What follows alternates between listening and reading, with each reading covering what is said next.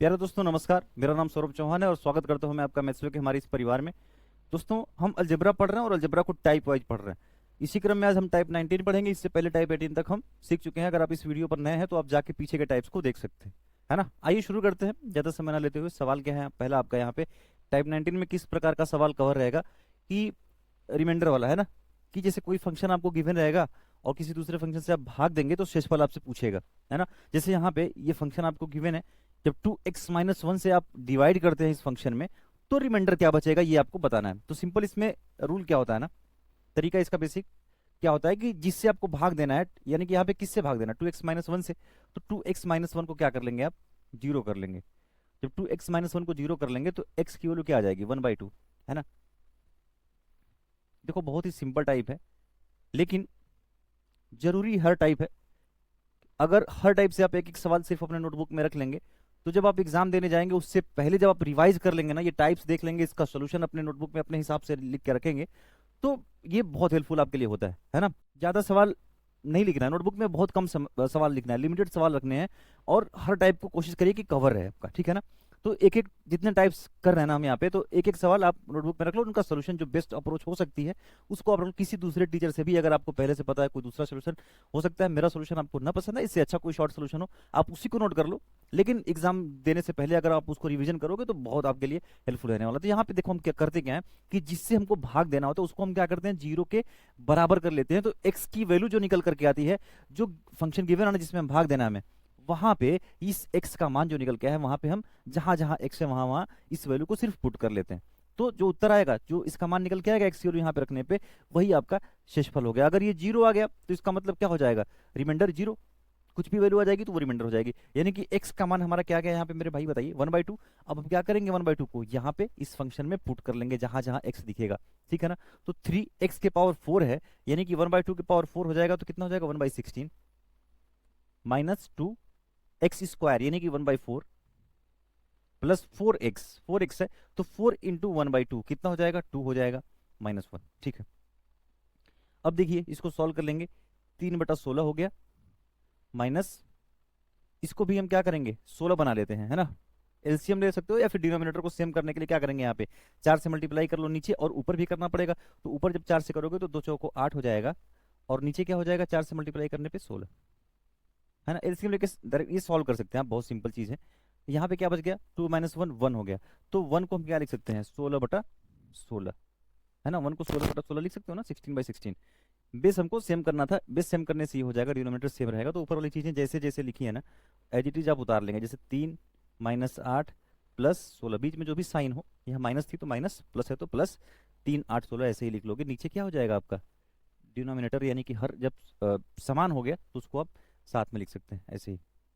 तो कितना हो जाएगा ये 16 3 19, 19 - 8 कितना हो जाएगा 11, 11/16 आपका सही उत्तर हो जाएगा। यानी कि इस फंक्शन को जब आप 2x-1 से विभाजित करेंगे यानी कि डिवाइड करेंगे तो रिमाइंडर यानी कि शेषफल आपका क्या बचेगा 11/16 बचेगा, ठीक है।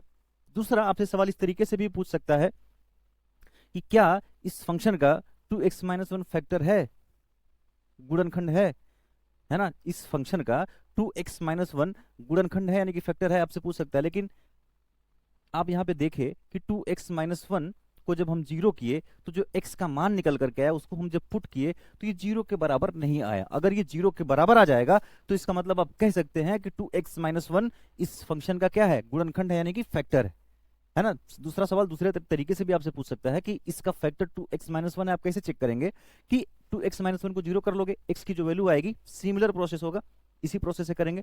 तो जो 2x-1 को जीरो करने पे जो x का मान निकल के आएगा उसको आप इस फंक्शन में पुट करेंगे, तो अगर ये जीरो के बराबर आ जाएगा तब आप ये कह सकते हैं कि 2x-1 क्या है, इसका फैक्टर है यानी कि गुणनखंड है। अगर जीरो के इतर आया, कुछ भी आया, जीरो से अलग आ गया, तो आप कह सकते हैं कि 2x-1 क्या है, फैक्टर नहीं है। यहाँ पे बताइए इस फंक्शन का 2x-1 फैक्टर है क्या, नहीं है, क्योंकि जीरो नहीं आया यहाँ पे, आपका 11/16 आया था, ठीक है ना।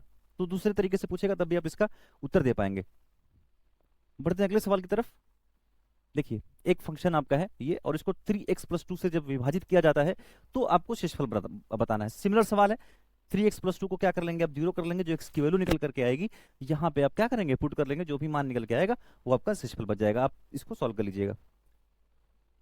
अगला सवाल देखते हैं, x-5 से पूर्णतः विभाज्य बहुपद प्राप्त करने के लिए इसमें क्या जोड़ा जाना चाहिए, है ना। कॉन्सेप्ट सेम है, सवाल पूछने का तरीका थोड़ा सा बदल गया कि सिमिलर प्रोसेस रहेगा। x-5 को आप क्या कर लेंगे, 0 कर लेंगे, तो x का मान क्या आ जाएगा, 5 आ जाएगा। तो पूर्णतः विभाज्य होने के लिए x-5 से क्या होना चाहिए, x की वैल्यू यहाँ पे 5 रखेंगे जहां जहां है, और 0 आना चाहिए। भाई मैंने आपको क्या बताया, पिछले सवाल में भी हम देखे कि x-5 इसका फैक्टर कब होगा, जब x-5 को 0 करेंगे तो जो x की वैल्यू निकल करके आएगी वो इस फंक्शन में पुट कर लेंगे तो 0 आना चाहिए, है ना। पिछले सवाल में हमने समझ लिया 0 आना चाहिए, इसका मतलब x का मान 5 आपका निकल गया इसको 0 करने पे, तो यहाँ पे 5 रखोगे तो ये 0 आना चाहिए, तब जाके x-5 से ये पूर्णतः विभाज्य होगा, तब जाके x-5 फैक्टर होगा। यानी कि अब 5 वैल्यू यहाँ पे रख लेंगे तो क्या आएगा, 125 हो जाएगा, 5 का क्यूब 125 माइनस 3 गुणे 5 का स्क्वायर, 5 5 25 75 प्लस 4x यानी कि 4 इंटू 5। सिर्फ हमें क्या करना है, x जहां जहां दिख रहा है ना x का मान 5 रखना और कुछ भी नहीं करना इसमें। अब देखिए 125 145 हो जाएगा, 125 और 20 145 माइनस 75 75 कितना हो जाएगा 150, कितना आ जाएगा -5। 0 आया क्या, ये हमने पिछले सवाल में समझा कि x-5 इसका फैक्टर कब होगा, फैक्टर कब होगा, जब x की वैल्यू जो निकल करके आई इसको 0 करने पे, इसमें पुट करने पे 0 आ जाएगा। इसका मतलब यहाँ पे 0 नहीं आया तो x-5 इसका फैक्टर है क्या, नहीं है। तो जब नहीं है तो x-5 से ये जो बहुपद गिवन है आपका, जो फंक्शन गिवन है, ये पूर्णतः विभाज्य होगा क्या, नहीं होगा। तो सवाल इसीलिए आपसे पूछा है कि इसमें क्या ऐड करना चाहिए, हमें क्या जोड़ा जाना चाहिए ताकि x-5 से पूर्णतः विभाज्य हो जाए। तो पूर्णतः विभाज्य होने के लिए यानी कि फैक्टर बनने के लिए x का मान यहाँ पे 5 रखने पे 0 आना चाहिए था। 0 कैसे आएगा, यहाँ पे 5 ऐड कर लेंगे, -5 पहले से है ना, इसका मान कितना निकल गया था -5, तो इसमें हम क्या ऐड कर लेंगे, 5 ऐड कर लेंगे तो क्या हो गया, ये 0 आ गया। अब क्या हो गया बताइए, अगर इसमें हम 5 ऐड कर लेते हैं तो ये x-5 इसका फैक्टर बन जाएगा कि नहीं बन जाएगा, बन जाएगा, क्योंकि अब 0 आ रहा है। तो x-5 से ये पूर्णतः विभाज्य हो जाएगा, यानी कि 5 जोड़ा जाना चाहिए। ठीक है, इस तरीके से भी आपसे सवाल पूछ सकता है। अगले सवाल की तरफ बढ़ते हैं। इस फंक्शन को जब इससे विभाजित किया जाता है तो शेषफल बताना है ना। तो तरीका वही है, इसको हम क्या करते हैं, जिससे भाग देते हैं उसको 0 करते हैं, यानी कि x² प्लस x प्लस 1 को हम 0 कर लेंगे, है ना। यहाँ पे आप देखेंगे कि ये a cube minus B cube का फार्मूला बन रहा है ना, ये पहले भी हम पढ़ चुके हैं। x-1 से दोनों साइड मल्टीप्लाई कर लेंगे तो ये x क्यूब माइनस 1 का फार्मूला बन गया। x क्यूब माइनस 1 बराबर इसका गुणा 0 में होगा तो 0 ही आएगा, यानी कि x क्यूब क्या आ जाएगा आपका, 1 आ जाएगा। तो जो वैल्यू निकल करके आती है यहाँ से वो हम क्या करते हैं, इस फंक्शन में पुट करते हैं। तो एक्स क्यूब जब 1 हो गया तो x की पावर 100 क्या हो जाएगा बताइए। और ये भी हम पढ़ चुके हैं कि जो एक्स क्यूब निकल के अगर आ गया ना तो इसको हम क्या करते हैं, एक्स क्यूब के रूप में लिखते हैं। जो x का पावर निकल के आया है उसी रूप में हम इसको लिखते हैं। तो जैसे एक्स क्यूब निकल के आया तो एक्स क्यूब लिखोगे तो 33 ऊपर लिखोगे, 33 या 99 होता है इंटू एक्स, 33 या 99 प्लस एक पावर, एक यहाँ पे पावर है तो 100 हो गया। इसको हम इस तरीके से लिख लिए, प्लस x की पावर 50 है तो एक्स क्यूब ब्रैकेट में लिखोगे और 17 3 51, 16 3 48 हो जाएगा, बचा कितना 2 पावर। ठीक है, x की पावर 50 को इस तरीके से लिख लिए। एक्स क्यूब ब्रैकेट में लिखना है, क्यों, क्योंकि हमें एक्स क्यूब पता है। अगर एक्स की पावर 5 पता होता हमें तो एक्स की पावर 5 हम ब्रैकेट में लिखते और पावर में क्या करते हैं हम 20 लिख लेते, जो भी आता। ये पहले भी हम पढ़ चुके हैं, प्लस 1। ठीक है, अब एक्स क्यूब का मान क्या है 1, तो यहाँ पे 1 रख लोगे तो ये 1 के पावर 33 1 हो जाएगा। यहाँ 1 रखोगे 1 के पावर 16 क्या हो जाएगा 1 हो जाएगा। यानी कि बचा क्या 1 plus x square plus x, है ना, क्या बच गया 1 plus x square plus x, यानी कि 1 प्लस एक्स स्क्वायर, ये बच गया आपका, है ना। भाग किससे देना था आपको, 1 प्लस एक्स स्क्वायर से ही भाग देना था। तो इसी को जब भाग दोगे इसी से तो रिमाइंडर कितना बचेगा 0 बचेगा। तो इस तरीके से आप इसको सॉल्व कर लेंगे, है ना, कॉन्सेप्ट वही है। इसका उत्तर क्या आ गया 0 आ गया। अब बढ़ते हैं अगले सवाल की तरफ, देखते हैं क्या है। अगर इस पॉलिनोमियल को हम x+2 और x-2 दोनों से पूर्णतः विभाज्य करते हैं, विभाज्य है पूर्णतः, तो p और q का मान होता है। पूर्णतः विभाज्य का मतलब क्या है कि x+2 और x-2 इसके फैक्टर्स हैं, यानी कि x+2 को जब आप 0 करेंगे तो जो x का मान निकल के आएगा वो इसमें रखने पे 0 के बराबर आएगा, है ना। x-2 अगर इसका फैक्टर है यानी कि पूर्णतः विभाज्य है ना ये पॉलिनोमियल x-2 से, तो x-2 को जब 0 करोगे तो x बराबर 2 आएगा, और 2 यहाँ पे जब पुट करोगे तो 0 आना चाहिए। क्यों, क्योंकि उससे पूर्णतः विभाज्य यानी कि फैक्टर है। तो जो p और q की वैल्यू आपकी वहां से आराम से आ जाएगी। इसको आप सॉल्व करके आप इसको आराम से सॉल्व कर सकते हैं। अगला सवाल देखिए, इसको जब आप x-2y से विभाजित करते हैं तो शेषफल आपको बताना है। ठीक है, तरीका वही रहेगा। तरीका हम क्या पढ़े थे भाई, कि जिससे हमको भाग देना होता है उसको हम क्या कर लेते हैं, 0 के बराबर कर लेते हैं। तो यहाँ से क्या आ जाएगा, x का मान कितना आ जाएगा, x बराबर 2y आ जाएगा, x बराबर 2y बन गया। ये रिलेशन बन गया x और y में। अब आप एक काम ये कर सकते हैं कि y को 1 रख के, अगर y को हम 1 रख लिए यहाँ पे, तो x कितना आ जाएगा, 2 आ जाएगा। कुछ भी रख सकते हैं, y को 0 और x को 0 भी कर सकते हैं, y को 2 तो x का मान 4 आएगा, वो भी कर सकते हैं।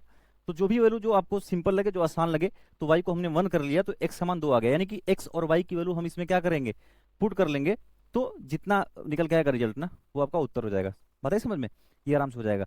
दूसरा, अगर y को हम 0 आसान लेंगे, अगर y को 0 कर लेते हैं, सपोज भाई x बराबर 2y है, तो y को 0 कर लोगे तो x 0 हो जाएगा, यानी कि x बराबर 0 और y बराबर 0 दोनों ले सकते हैं। ठीक है, यहाँ पे हम क्या करेंगे ना कि x को 0 कर लेते हैं, y को 0 करने से ये हो जाएगा कि ऑप्शन आपका एक 0 है और एक y को 0 आपने किया है, तो दो ऑप्शन आपके 0 0 हो जाएंगे, इसलिए हम क्या करेंगे, x को 0 कर लेंगे। तो जो x को 0 करोगे तो ये खत्म, ये खत्म, ये खत्म, बचा क्या, 10y cube, 10y cube. x को 0 कर लिया आपने, भाग किससे देना है, -2y से। भाग पूरी पूरी जाएगी कि नहीं जाएगी, जाएगी, तो रिमाइंडर कितना बचेगा बताओ, 0। अब यहाँ से ऑप्शन कौन सा हो गया आपका, ये ऑप्शन करेक्ट हो गया, क्योंकि हम यहाँ पे x को 0 माने थे, है ना, x को हमने क्या माना था, 0 माना था, तो रिमाइंडर कितना आ गया, 0 आ गया, एक ऑप्शन। अगर y को 0 मान लेते, सपोज y को 0 मानने पे क्या होता ना कि ये भी 0 होता, बी ऑप्शन भी 0 होता और ए ऑप्शन भी 0 होता, तो आप कंफर्म नहीं कर पाते, ठीक है ना। अगर रिमाइंडर 0 आ भी जाता, अगर y को 0 करने पे, तो रिमाइंडर तो 0 ही आएगा, अगर 0 आया है तो 0 ही आएगा, लेकिन तब दो ऑप्शन आपके हो जाते, 0 ये भी होता क्योंकि y को आपने 0 किया था, इसलिए हम और वैल्यू पुटिंग में थोड़ा सा इस बात का ध्यान रखना पड़ता है। ठीक है, तो इस टाइप को हम यहाँ पे देख चुके। इस टाइप का सवाल आपके एग्जाम में कई बार आया, आप देखे अभी यहाँ पे कि सारे सवाल क्या थे, प्रीवियस ईयर के ही थे। तो उम्मीद करता हूँ कि वीडियो आपको अच्छी लगी होगी दोस्तों। मिलते हैं अगली वीडियो में अगले टाइप के साथ में, तब तक के लिए जय हिंद, धन्यवाद।